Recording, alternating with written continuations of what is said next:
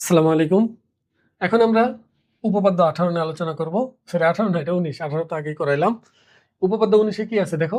বলছে বৃত্তের কেন্দ্র থেকে সমুদ্রবর্তী সকল জ্যা পরস্পর সমান। এখন আগের মতোই আমরা প্রশ্নটা দেখে একটা চিত্র আঁকবো, যেহেতু বৃত্তের কথা বলেছে এখানে আমরা বৃত্তই আঁকবো। তাহলে এই বৃত্ত একটু বাড়াই নেব। আচ্ছা, একটু বড় করে। তাহলে এই যে বৃত্ত নিলাম, এখন বলছে বৃত্তের কেন্দ্র থেকে সমুদ্রবর্তী সকল জ্যা পরস্পর সমান।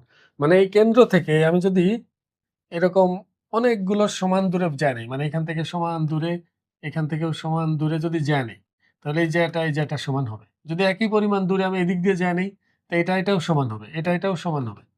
আবার যদি এই একই পরিমাণ দূরে এদিক দিয়েও যায় নাই, তাহলে এই জ্যাও এগুলোর সাথে কি হবে? সমান হবে। তার মানে কেন্দ্র থেকে সমান দূরত্ব বজায় রেখে আমি যত জ্যা আঁকবো, এরকম অসংখ্য জ্যা আঁকা সম্ভব, সকল জ্যায় পরস্পর কি হবে? সমান। কিন্তু প্রমাণের জন্য আমি অসংখ্য নিব না, আমি মাত্র দুইটা নিব, আগেরটার মতোই। আর আমার অনুমান খুবই খারাপ, খুবই জঘন্য। আমি মনে করি যে সমান সমান নিচে আনুমানিক, কিন্তু পরে দেখা যায় অনেক কম বেশি হয়ে গেছে। এটা সমস্যা না, উপপাদ্য একটু কম বেশি হলে সমস্যা হবে না। আমরা ধরে নিলাম এটা এ বি। হ্যাঁ, এটা এ বি, এটা হলো সিডি। শর্ত হলো এই কেন্দ্র থেকে এটার দূরত্ব আর এটার দূরত্ব সমান, মানে এই যে এটার যে লম্ব দূরত্ব আর এটার যে লম্ব দূরত্ব, এই দুটো আর কি সমান। দেখো, শর্ত কিন্তু এইখান থেকে এইটুকু, মানে এই ও ই আর ও এফ, এটা কিন্তু সমান, মানে এটা আমাকে সমান বলে দিছে। আগেরটাই কিন্তু এই জ্যা দুইটা সমান বলছিল আর আমরা এই দুইটাকে সমান প্রমাণ করছিলাম। কিন্তু এখানে কিন্তু বলে দিছে যে সমদূরবর্তী সকল জ্যা, মানে কেন্দ্র থেকে এটার দূরত্ব যা, কেন্দ্র থেকে এটার দূরত্বও তাই। আমাকে প্রমাণ করতে হবে জ্যা দুইটা সমান। তো এখন তুমি বলো, এটাও খুব সহজ। এখানেও দেখো, আমি যদি এ বি আর সিডি কে সমান দেখাতে চাই, তা সরাসরি দুইটা ত্রিভুজ উৎপন্ন করে সেই দুইটা ত্রিভুজকে সর্বসম দেখানো একটু কঠিন হয়ে যাবে। কিন্তু আমি যে কৌশলটা জানি আগে থেকে, আগের উপপাদ্যগুলোতে থেকে শিখেছি আমরা, যে আমি যদি কোনোভাবে এ ই আর সি এফ কে সমান বলতে পারি, সেক্ষেত্রে এ বি আর সিডি কে সমান বলা যাবে। কারণ অর্ধেক অর্ধেক সমান বলতে পারলে পুরোটাকেও সমান বলা যায়। চাইলে বি কে এবং ডিএফ কে সমান বলতে পারলেও কিন্তু হয়। বইয়ের মধ্যে যদি এদিকে চিত্র দেওয়া আছে, আমি বইয়ের সাথে মিলাই দেই, না হলে অনেক টিচার আছে যে নাম্বার দিতে চায় না। আচ্ছা, আমি তাহলে এটা যোগ করব, এটা যোগ করব। ওই যে উপপাদ্যের নিয়ম, যে আমি আগে থেকে সিদ্ধান্ত নিব যে আমি কাকে কাকে সমান দেখাতে চাই, যে দুইটাকে সমান দেখাতে চাই সে দুইটা ত্রিভুজকে আমি সর্বসম দেখাবো। এটা হলো কমন নিয়ম একটা। তাহলে আমরা অলরেডি দুইটা ত্রিভুজ উৎপন্ন করে ফেলেছি, যেহেতু দূরত্ব, তাহলে এটা 90 ডিগ্রি, এটা নিশ্চিত। এটা সমকোণ, এটা সমকোণ। তাহলে আমি এই দুইটা ত্রিভুজকে সর্বসম দেখাতে চাই। অলরেডি জানা আছে সমকোণ আর অতিভুজ সমান। দেখো, একই বৃত্তের ব্যাসার্ধ, দুইটা অতিভুজ সমান হবে। আর এই বাহুটা আর এই বাহুটা, হ্যাঁ হ্যাঁ, এটা তো একবারেই সমান, সব বলা আছে, তাহলে তো অনেক সহজ হয়ে গেল। বিশেষ নির্বাচন কিভাবে লিখতে হবে বলেছিলাম? মনে করি এখানে যা বলা আছে তাই লিখব, শুধু নামগুলো দিব।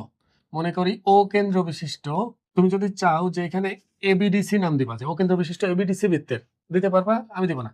মনে করি ও কেন্দ্র বিশিষ্ট বৃত্তের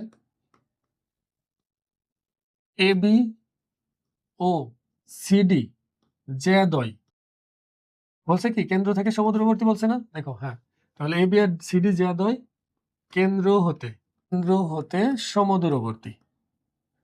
প্রমাণ করতে হবে যে এবি সমান হলো সিডি। বিষয়টা বুঝার চেষ্টা করো। এবি আর সিডি জ্যাদ্বয় কেন্দ্র থেকে সমুদ্রবর্তী, আমাকে প্রমাণ করতে হবে এবি আর সিডি সমান। আমি এখানে দেখো অঙ্কন করছি ও এফ আর সরি ও ই আর ও এফ, দুইটার উপর লম্ব আঁকছি না? যদিও এখানে সমুদ্রবর্তী বলে দিচ্ছে, এখানে তুমি অঙ্কনের মধ্যে এটা দিতে চাইলেও হবে। আর যদি মনে করো যে না, অঙ্কনের মধ্যে দিব না, বিশেষ নির্বাচনের মধ্যে এই কথাটা লিখে দিব, তা দিতে পারো যে এখানে ও ই এ বি এর উপর লম্ব, আচ্ছা লিখে দাও, এখানে দাও ও ই লম্ব এ বি এবং ও এফ লম্ব সিডি। এটা তুমি এখানে বলে দাও, কারণ এখানে তো সমদূরবর্তী মানে দূরত্বের কথা বলা আছে। তার মানে লম্ব যে আঁকতে হবে এটা কিন্তু আমি নিজে থেকে করিনি, এটা প্রশ্নে বলা ছিল। এটা আলাদা অঙ্কনে না দিলেও চলবে। অঙ্কনের মধ্যে হলো আমি ও এ আর ও সি যোগ করছি, মানে ও কমা এ ও কমা সি যোগ করি। এবার আমরা যাব প্রমাণে। প্রমাণ আগের মতোই, খুবই সহজ। দেখো, এই দুইটা ত্রিভুজকে আমি সর্বসম দেখাতে চাচ্ছি। দেখো, আমি কিন্তু আগে থেকে সিদ্ধান্ত নিয়েছি যে এই দুইটা ত্রিভুজ আমি সর্বসম দেখাবো। আর সর্বসম দেখানোর পর আমি এই আর সিএফ কে যখন সমান বলবো তখন এটা এ বি আর সিডি কেও সমান বলতে পারবো আর কি। তাহলে এই দুটো ত্রিভুজ আমি সর্বসম দেখানোর জন্য আমার তথ্য সবই জানা আছে, তাহলে সরাসরি তুলনা করবো। দেখো সর্বসম দেখানোর জন্য যা যা প্রয়োজন সব যদি তোমার জানা থাকে তাহলে সরাসরি তুমি তুলনা করতে পারবা। তাহলে আমরা ত্রিভুজ দুইটার মধ্যে তুলনা করি সরাসরি। সমকোণী ত্রিভুজ, যেহেতু অতিভুজ বাহু উপপাদ্য দেখাবো, তাহলে সমকোণী ত্রিভুজ এ ই ও বা এ ও ই যাই বলো না কেন, ত্রিভুজের নাম করার সময় তুমি যে কোনো তিনটা শীর্ষ, তো তিনটা শীর্ষ পাশাপাশি যে কোনোটা আগে পরে তুমি লিখতে পারবা। তাহলে ত্রিভুজ এ ও ই ও সমকোণী ত্রিভুজ সিওএফ সিওএফ এ কি কি বলতে পারবো? অতিভুজ দুইটা সমান, মানে অতিভুজ এই ত্রিভুজের অতিভুজ এ ও সমান হলো ওই ত্রিভুজের অতিভুজ সিও। আবার দেখো ওই আর ও এফ কে সমান বলছে সমদূরবর্তী, এটা সরাসরি বলে দিছে। তাহলে এবং ওই সমান হলো ও এফ। তাহলে দেখো দুইটা সমকোণী ত্রিভুজের অতিভুজ সমান, একটা বাহু সমান, তাহলে সর্বসম হয়ে গেল না? তাহলে আমি লিখতে পারি সুতরাং ত্রিভুজ যে দুইটাকে আমি তুলনা করছি এই দুইটা ত্রিভুজ আসলে সর্বসম সিওএফ, কারণ অতিভুজ বাহু উপপাদ্য। দেখো দুইটা ত্রিভুজ যখনই সর্বসম হয়ে গেছে তখনই আমি বলতে পারবো এই সমান সিএফ। তাহলে সুতরাং এই সমান হলো সিএফ। আচ্ছা বলো এই কার অর্ধেক? এই কে কি আমি হাফ অফ এ বি লিখতে পারি না? আর সিএফ কে লিখতে পারি না half of CD, half of CD, এটা লেখা যায়। তো সেটা বোঝার চেষ্টা করো। দেখো এই আর সিএফ সমান, এই কে লেখা যায় এ বি এর অর্ধেক, সিএফ কে লেখা যায় সিডি এর অর্ধেক, কারণ এর আগের যে উপপাদ্যটা আছে সেখানে কিন্তু আমি সাইড নোট দিয়েছিলাম, এখন আর দিব না, মুখে বলে দিই। কেন্দ্র ব্যাস ভিন্ন কোনো জ্যায়ের উপর অঙ্কিত লম্ব ওই জ্যাকে সমদ্বিখণ্ডিত করে, এটা সাইড নোট দিবা। কেন্দ্র ব্যাস ভিন্ন কোনো জ্যায়ের উপর অঙ্কিত লম্ব ওই জ্যাকে সমদ্বিখণ্ডিত করে, তার মানে এই কে এ বি এর অর্ধেক বলা যায়।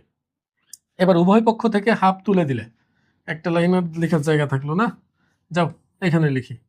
তাহলে সুতরাং উভয় পাশ থেকে হাফ যদি কেটে দেয় তাহলে এ বি সমান আসবে হলো সিডি, যেটা আমাকে প্রমাণ করতে বলছে এ বি সমান সিডি। এবার তুমি এখানে বাংলা কথা লিখে দিবা যে বৃত্তের কেন্দ্র থেকে সমদূরবর্তী সকল জ্যা পরস্পর সমান, এই বাংলাটা লিখে দিবা, না হলে অনেক সময় নাম্বার কেটে নেয়। আমি আশা করবো বুঝতে পারছো। আসসালামু আলাইকুম।